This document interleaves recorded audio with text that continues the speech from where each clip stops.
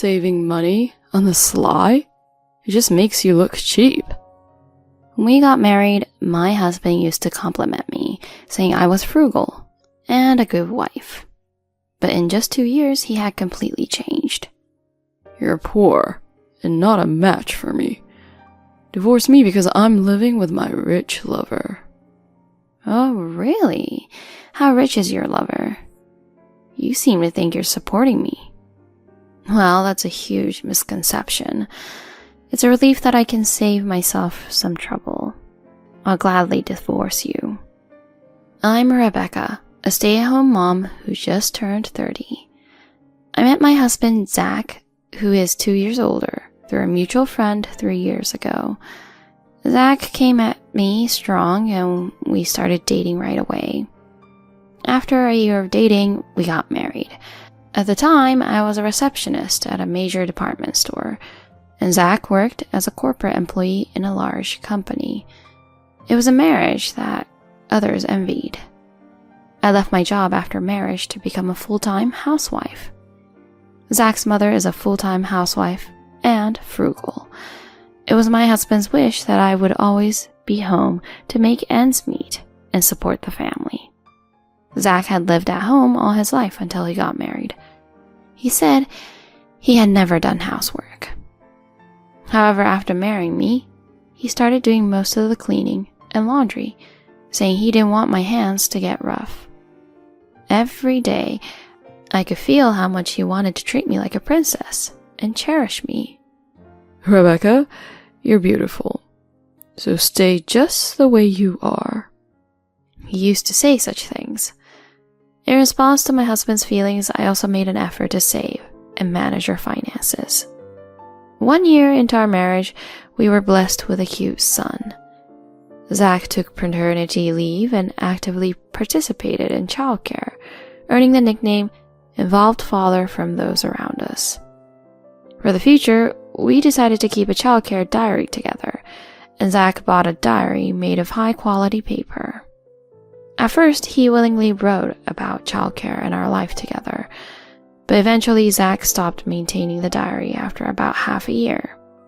Nevertheless, I continued to keep the diary, intending to show it to our son someday.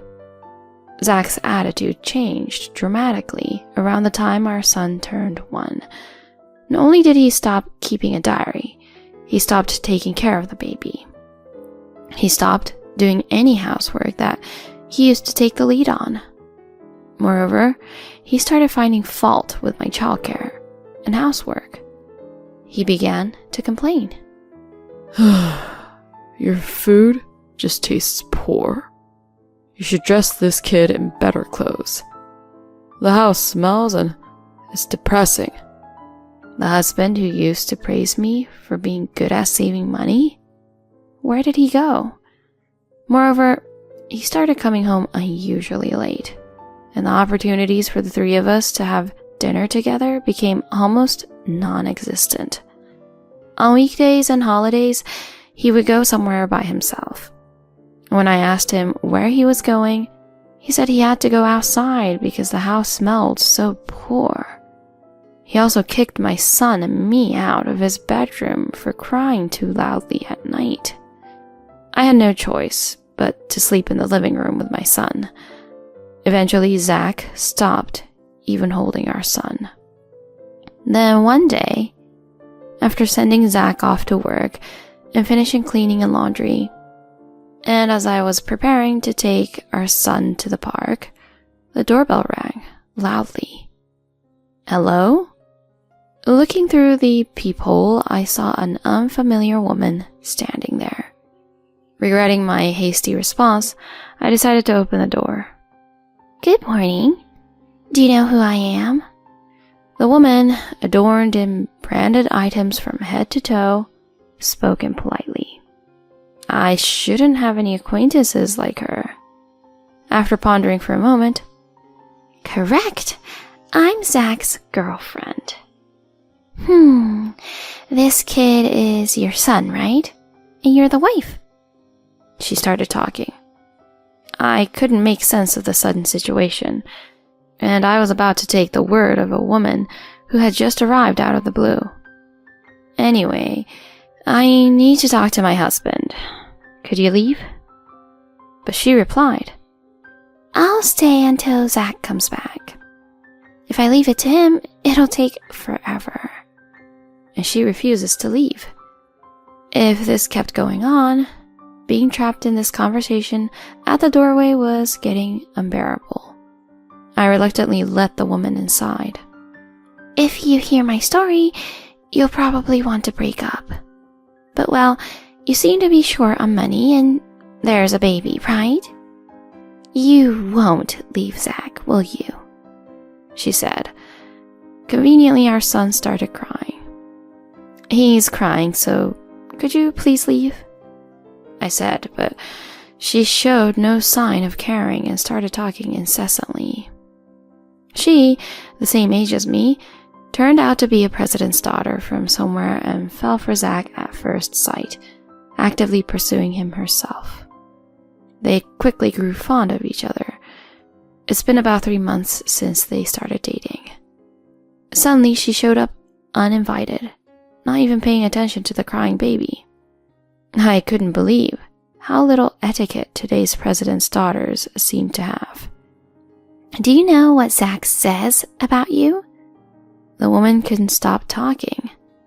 "Before marriage, you had a low income, but you worked as a receptionist and he could proudly showcase your beauty. However, now you have no income and give off a poor auntie-like vibe that he can't introduce to anyone. Your food smells like poverty. You insist on home daycare for your son, who's already a year old, until he's 3, but you're a stay-at-home mom who doesn't make enough money, so you just can't leave him in daycare.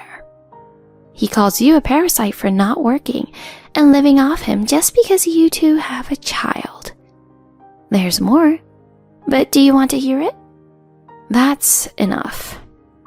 Apparently, Zach is having an affair with this woman. Anyway, I will talk to my husband. I shoved the woman out the door.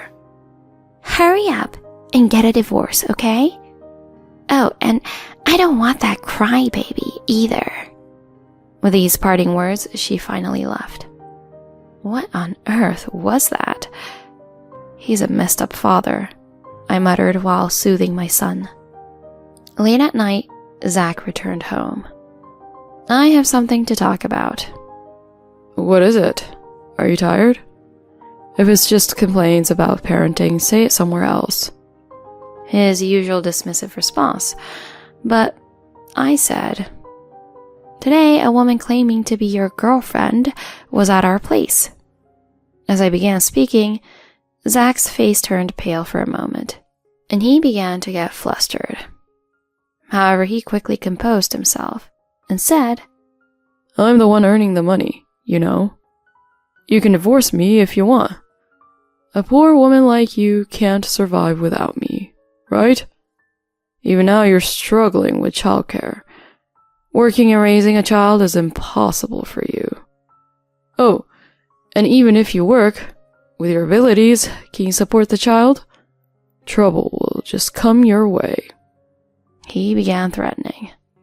You, who seem to lack intelligence and rely only on your appearance, should be grateful to have someone like me, unaccomplished individual with high education and income, as your husband. Oh, and looks-wise, aren't you already an old woman now? He began making a series of demeaning remarks, looking down on me. My husband, Zach, who criticized me, while conveniently ignoring his own infidelity, shocked me more with his words than his affair. I regretted marrying such a man, wondering if I had given too much. The only solace was the presence of our adorable son. From that day on, Zach boldly maintained contact with his affair partner, even going on trips with her. A mutual friend who introduced us attempted to advise him to end the affair, but he turned a deaf ear. Our friend grew exasperated as Zach became increasingly infatuated with his lover. Eventually, he stopped providing the $2,000 monthly allowance he used to give. In the midst of all this, I succumbed to the fatigue of childcare and the stress of the situation, experiencing a decline in my health. Our son's still very young, and our house was in disarray. Yet Zach continued to spend time with his affair partner without lending a helping hand. My husband would not help me, so I had to use a local childcare sitter and housekeeping service to get things done. When my husband Zach found out about it, utilizing the local welfare system instead of hiring a babysitter or a housekeeper directly? You're really going for those petty savings. It just reeks of poverty. With these words, any lingering sympathy I had for Zach disappeared completely. I began contemplating when to bring up the topic of a divorce. I was caught up in childcare and had disheveled hair, so Zach looked at me and said, "What's with that damaged hair? Can't you even take care of your hair? You're finished as a woman." He gazed at me as if looking at something dirty. Then he continued, "It's just not working out. You, a poor woman, aren't a match for me. Let's get divorced because I'm living with my wealthy mistress. Seems like she doesn't want a kid, so I'll give it to you." He handed me the divorce agreement. I've been waiting for this. It saves the trouble of me saying it myself, and there won't be a custody battle. I was secretly jumping for joy. "Gladly," I said, as I accepted the divorce agreement. Is that okay? "What do you mean? You're the one who brought it up." Zach looked surprised as he observed my lively demeanor. "I guess my parents would want to see him once a month. I'm creating a new family, you know?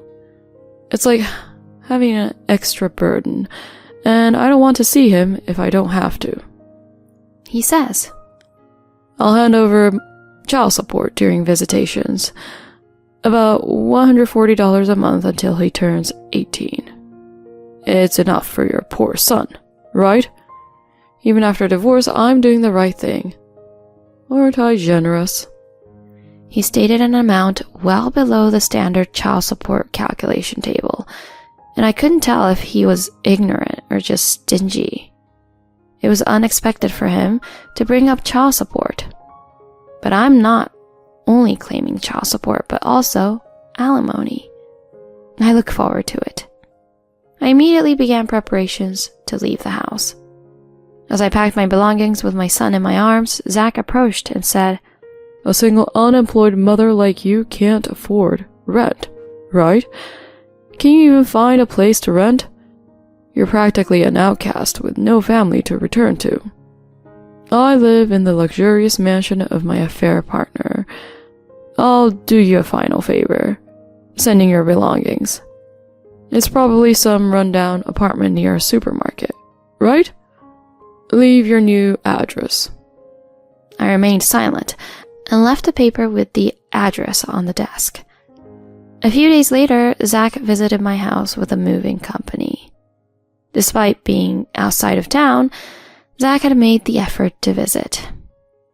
It seemed like he had come for reconnaissance, thinking the address would be different from what he expected.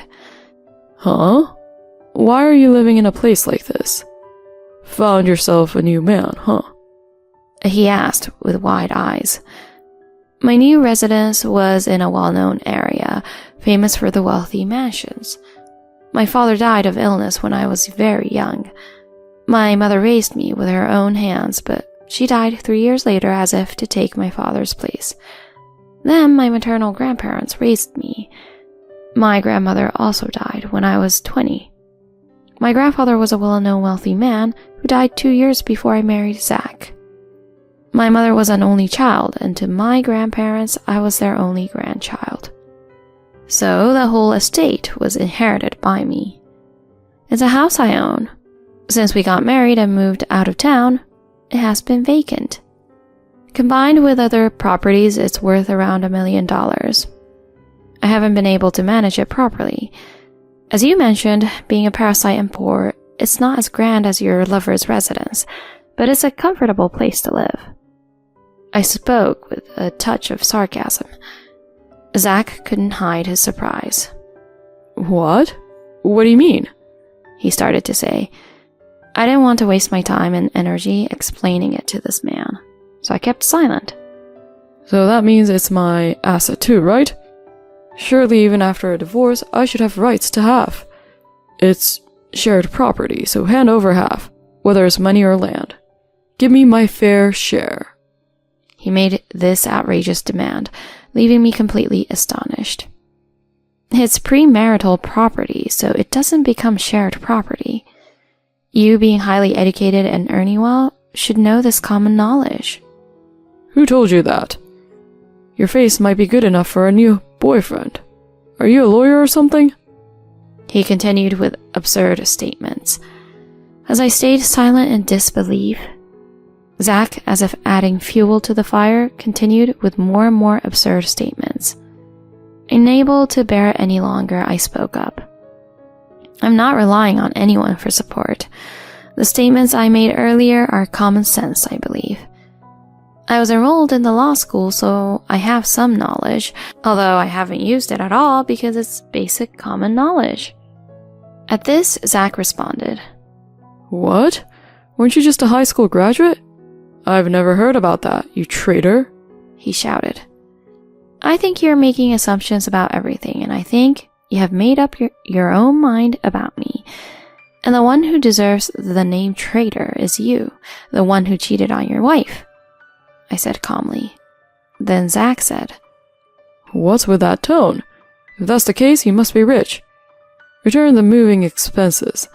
Also contribute to our moving expenses as compensation, he demanded. As you've mentioned before, I'm just a poor person with a total asset of only $1 million. It's beyond my means to accommodate the demands of someone involved with a wealthy partner. Therefore, I'll graciously accept your kindness for the moving expenses as planned. Also, I'd appreciate if you could clarify what the compensation is for. I replied sarcastically. Zach couldn't counter and left muttering complaints. The next day he called. What's going on? The cancellation penalty for the house is $7,000, which is 2 months' rent. What does that mean? The rent is $3,500 per month? He exclaimed in a panic. It's a standalone house in an upscale residential area. Didn't you find it strange? It was originally my own house, but a month before the divorce I transferred the rights to another owner and continued living there as a rental under your name. You left me in charge of the house, and it helped that you initiated the divorce. Zach, who had been living with his parents all this time, seemed to be unaware of not only the rent, but also the overall cost of living. Was I living in your house? Being supported by you? Even over the phone, his stunned expression was palpable. A few days later, Zach called again.